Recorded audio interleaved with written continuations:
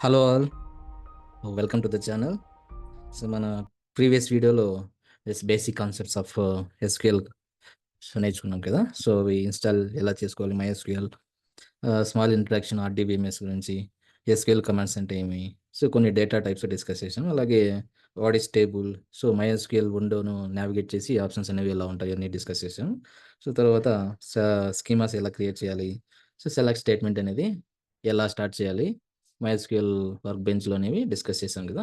ఈ వీడియోలో basic functions నేర్చుకుందాం. సో, బేసిక్ ఫంక్షన్స్ అనేవి మనం ఆల్రెడీ ప్రైమరీ స్కూల్‌లో వీటి గురించి ఆల్రెడీ చదివాము. సో, ఆ బేసిక్ ఆపరేటర్స్ అనేవి మనం ఎస్‌క్యూఎల్‌లో ఎలా వాడతాం అనేది ఈ వీడియోలో చూద్దాం.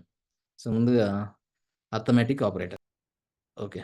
సో, అర్థమెటిక్ ఆపరేషన్స్ అనేవి మనకి ఇవి ఆల్రెడీ తెలుసు. అవి ఏమంటే అడిషన్, ఆహ్, subtraction, multiplication, division, percentage. So, ఈ ఆపరేటర్స్ అనేవి మనము ఎస్‌క్యూఎల్‌లో ఎలా వాడతామో జస్ట్ చేద్దాం. సో, ఎస్ ఈ అర్థమెటిక్ ఆపరేటర్స్ అనేవి ఆల్ బేసిక్ ఆపరేటర్స్ అనేవి సో, మనం ఏమైనా క్వెరీ రాయాలంటే చాలా ఇంపార్టెంట్ అనమాట. సో, ఏమైనా లాంగ్ క్వెరీ ఏమైనా రాయాలంటే without these basic operators we can't write SQL queries. ఈ అర్థమెటిక్ ఆపరేటర్స్ అనేవి it will as we see here it will perform the mathematical calculations within the queries. Arithmetic operators will allow us to perform mathematical calculations directly within the SQL queries. So, ఇవి మెయిన్‌గా మనకి totals calculate చేయడానికి, averages find out చేయడానికి, percentages, ఇంకా various other mathematical operations చేయడానికి use చేస్తుంటాం. So, ఇవి ఎక్కువగా ఫైనాన్షియల్ అనాలిసిస్‌కి, స్టాటిస్టికల్ కాలిక్యులేషన్స్‌కి, జనరేటింగ్ సమ్ రిపోర్ట్స్‌కి ఈ ఎక్కువ అర్థమెటిక్ ఆపరేషన్స్ అనేవి వాడదాం. సో, మనము ఎగ్జాంపుల్ చూడడానికి ఎంప్లాయీ టేబుల్ అనేది యూజ్ చేసుకుందాం. మా ట్యుటోరియల్‌లో ఎంప్లాయీ 1, 2, 3 టేబుల్‌ని యూజ్ చేద్దాం.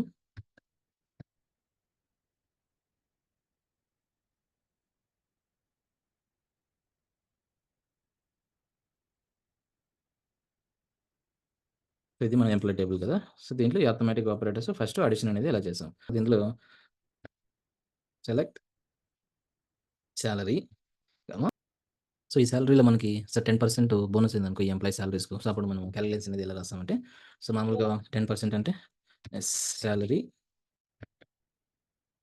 ఇంటూ 10% అంటే 0.10 మల్టిప్లికేషన్ అనేది ఇలా యూజ్ చేస్తాం కదా! From employees 1, 2, 3.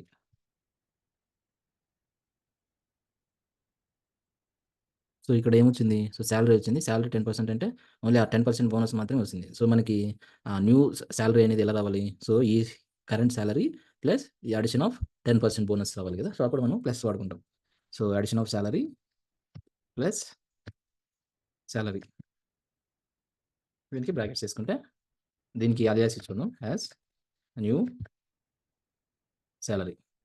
ఇప్పుడు క్వెరీని రన్ చేస్తే మనకు కరెంట్ సాలరీ వచ్చింది. తర్వాత న్యూ సాలరీ అనేది డిస్‌ప్లే అయింది ఇక్కడ. అలాగే సెలెక్ట్ సపోజ్ మాక్సిమం సాలరీ ఎంత? Max of salary employee 1, 2, 3. Maximum salary ఇది. సో, మినిమమ్ సాలరీ కనుక్కోవాలనుకుంటే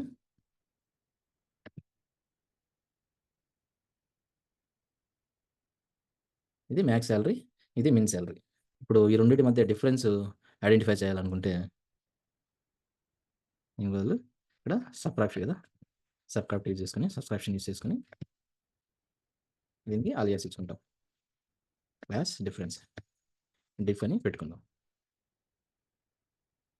సో, రెండిటి మధ్య డిఫరెన్స్ ఎంత? 13,000. సో, అలాగే ఇక్కడ ఏం చూసాము? మల్టిప్లికేషన్ చూసాం, అడిషన్ చూసాం, సబ్ట్రాక్షన్ చూసాం. సో, అలాగే డివిజన్ కూడా అలాగే వాడుకుంటాం అన్నమాట. సో, నెక్స్ట్ కంపారిజనల్ ఆపరేటర్స్ అంటే ఏంటో చూద్దాం. ఈ కంపారిజనల్ ఆపరేటర్స్ అనేవి మెయిన్‌లీ మనము డేటాని స్పెసిఫిక్ కండిషన్స్ యూజ్ చేసుకొని ఫిల్టర్ చేయడానికి వాడతాం. ఇవి ఏదైనా లార్జ్ డేటా సెట్స్ వాటిపైన వర్క్ చేస్తున్నప్పుడు మనము ఈ కంపారిజన్ ఆపరేటర్స్ అనేవి చాలా హెల్ప్ అవుతాయన్నమాట. డేటాని ఫిల్టర్ చేసుకొని, మనకు కావాల్సిన కండిషన్స్ మెన్షన్ చేసుకొని, ఆ డేటాని మాత్రమే ఎక్స్ట్రాక్ట్ చేసుకోవడానికి ఈ కంపారిజనల్ ఆపరేటర్స్ అనేవి హెల్ప్ అవుతాయి. ఈ కంపారిజనల్ ఆపరేటర్స్ అనేవి is equal to not equal to దీన్ని ఇలాగైనా రావచ్చు, లేదా ఇలాగైనా రావచ్చనమాట.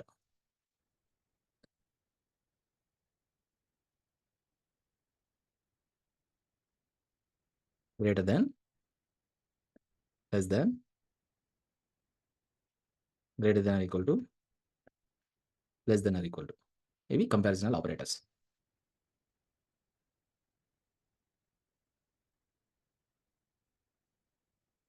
సో, మనం లాస్ట్ డేటా సెట్ కాబట్టి నేను ఈ సెగ్మెంట్స్ అనేది వాడుకుంటాను. సో, ఈ షిప్మెంట్ అనేది మనకి కొద్దిగా లాస్ట్ డేట్ అనే ఉంది. ఓకే. ఫైన్. సో, ఈ షిప్మెంట్స్‌లో నుంచి మనకి ఇక్కడ ఏం కావాలా? సో, ఈ రికార్డ్స్ అన్నీ వద్దు. మనకు స్పెసిఫిక్ రికార్డ్ మాత్రమే కావాలా. సో, ఎక్కడెక్కడైతే నాకు ఈ ప్రొడక్ట్ P04 ఉంది కదా! సో, ఈ రికార్డ్ మాత్రమే మనం తీసుకోవాలనుకున్నప్పుడు అక్కడ వేర్ కండిషన్ అనేది వాడుకుంటాం. Where product is equal to P01. P01 అనేది సింగిల్ కోట్స్‌లో మెన్షన్ చేసుకోవాలి. ఇప్పుడు ఈ రన్ చేస్తే మనకి P01 రికార్డ్స్ మాత్రమే ఆ డేటా ఫిల్టర్ అయ్యి రిజల్ట్ అనేది ఇస్తదనమాట. సో, అలాగే ఇక్కడ అమౌంట్ అనేది మనకి ఎక్కడైతే గ్రేటర్ దాన్ 10,000 ఉండేది. ఆ రికార్డ్స్ మాత్రమే రావాలనుకో. అప్పుడు గ్రేటర్ దాన్ యూజ్ చేసుకొని వాడతాం. Select from sequence where amount greater than 10,000 కదా! 10,000 ఇక్కడ చూస్తే ఎక్కడైతే సారీ 1000 పెట్టామా 10,000. సో, 10,000 రికార్డ్స్ అబోవ్ ఉండే డీటెయిల్స్ అన్నీ మనకి డిస్‌ప్లే ఇచ్చింది. అలాగే రిమైనింగ్ సేమ్ ఇంతే. ఇదే లాజిక్ అన్నిటికి వర్క్ అవుతుంది. కాకపోతే మనము ఏ కాలంలో దేనికి వాడతామో అని చెప్పి స్పెసిఫిక్‌గా మెన్షన్ చేసుకొని యూజ్ చేసుకోవచ్చనమాట. Suppose date select from where date greater than equal to 2023/01/01. మనకి 2023తో పాటు 01/01తో పాటు దానికి అబోవ్ ఉన్న రికార్డ్స్ అన్నీ డీటెయిల్స్ అన్నీ ఇస్తదనమాట.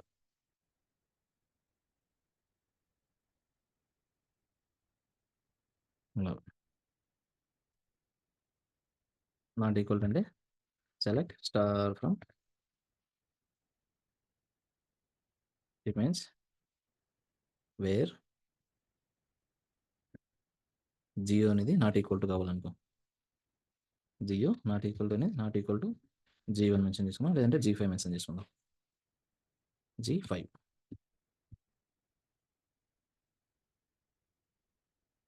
సో, G5 అనేది ఎక్కడెక్కడైతే మనకు ఉంటదో ఆ రికార్డ్స్ మాత్రమే ఇవ్వదు. మిగిలిన రికార్డ్స్ అన్నీ డిస్‌ప్లే చేస్తది. ఇవి కంపారిజన్ ఆపరేటర్స్ అనమాట.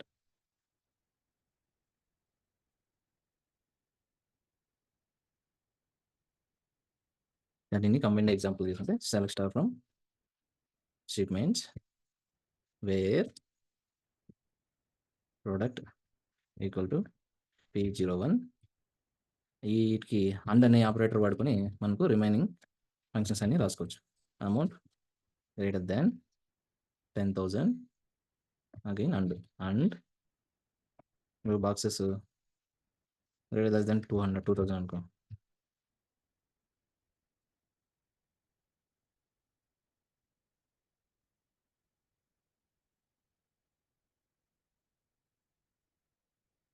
And date greater than equal to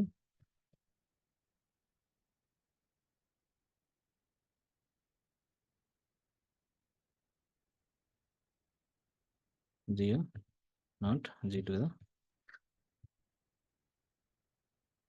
so, ఇది ఎగ్జిక్యూట్ చేసి మనకు అన్నీ కూడా అండ్ ఆపరేటర్ వాడుకొని నేను అన్ని ఆపరేటర్స్‌ని వాడాననమాట. సో, ఇది comparison operators. Next special operators. Special operators మనం ఎక్కువ వాడేది బిట్వీన్, ఈజ్ నల్, లైక్,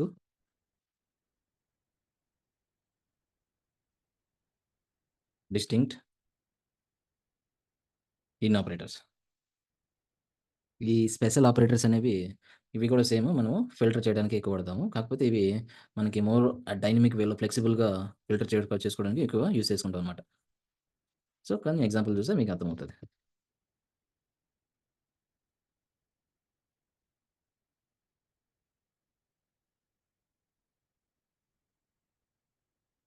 మనం ఎంప్లాయీ 1, 2, 3 టేబుల్ తీసుకుంటే సో, దీంట్లో బిట్వీన్ అనేది ఫంక్షన్ స్టార్ట్ చేద్దాం. ఎలా వాడతామో.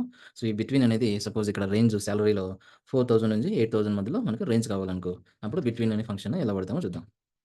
Select star from employees 1, 2, 3 where where కాదు salary between salary between 4000 and 8000. ఈ క్వెరీని రన్ చేసామనుకో ఇక్కడ మనకి సాలరీ అనేది 4000 నుంచి 8000 మధ్యలో ఉండే రికార్డ్స్ అన్నీ ఫిల్టర్ అయ్యి ఎగ్జిక్యూట్ అవుతది. అలాగే ఈజ్ నల్. ఈజ్ నల్ ఇక్కడ మనకేమైనా నల్ రికార్డ్స్ ఉన్నాయనుకో, ఆ నల్ రికార్డ్స్‌ని ఇది డిస్‌ప్లే చేస్తది. సో, ఇక్కడ ఫర్ ఎగ్జాంపుల్ డిపార్ట్‌మెంట్‌లో ఏమైనా నల్ ఉన్నాయనుకో. Select star from employees 1, 2, 3 where ఈ డిపార్ట్‌మెంట్ నేమ్‌లో ఈజ్ నల్. ఏమైనా నల్ రికార్డ్స్ ఉంటే వాటిని ఎగ్జిక్యూట్ చేస్తది. సో, ఇక్కడ మనకి నల్ రికార్డ్స్ ఏం లేవు కాబట్టి ఇది జస్ట్ ఎంప్టీ రిజల్ట్స్ అనేవి చూపించింది. అలాగే లైక్ ఆపరేటర్.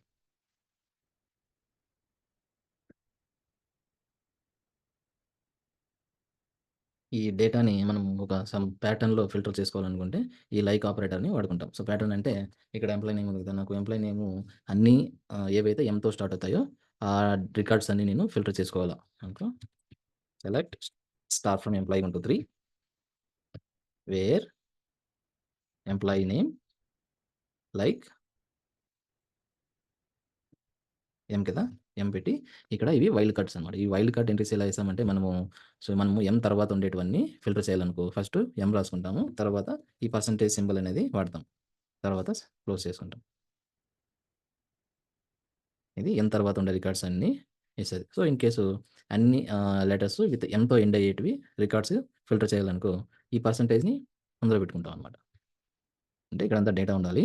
ఇంక మనకు లాస్ట్‌లో ఇట్ షుడ్ ఎండ్ విత్ ఎం అని క్వెరీ అనేది ఇస్తున్నాం. ఇప్పుడు నువ్వు క్వెరీని రన్ చేస్తే నీకు ఏవేవి రికార్డ్స్ అయితే ఎంతో ఎండ్ అవుతాయో, ఆ రికార్డ్స్ అన్నీ నీకు ఎగ్జిక్యూట్ చేస్తది.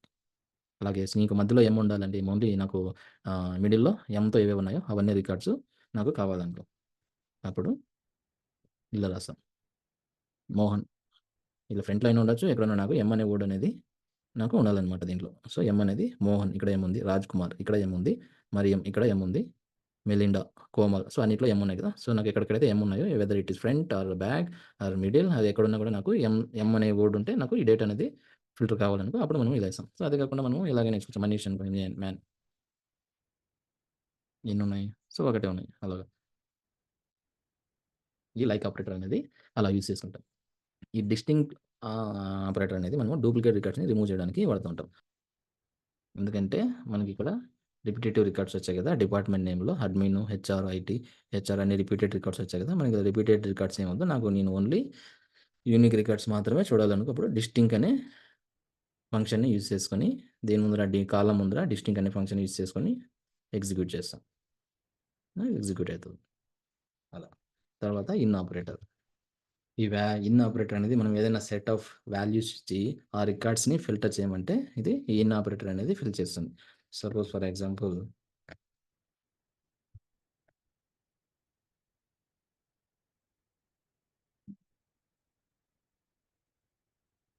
Employees 1, 2, 3 where department name deputy name కదా! డిపార్ట్మెంట్ నేమ్ ఇన్ ఇన్‌లో మనకి ఈ అడ్మిన్, హెచ్ఆర్ మాత్రమే కావాలనుకో. అడ్మిన్, కామాస్ పెట్టి దాన్ని రాసుకోవడం. ఎన్ని కావాలనుకుంటే అన్ని రాసుకోవడం అంతే. హెచ్ఆర్.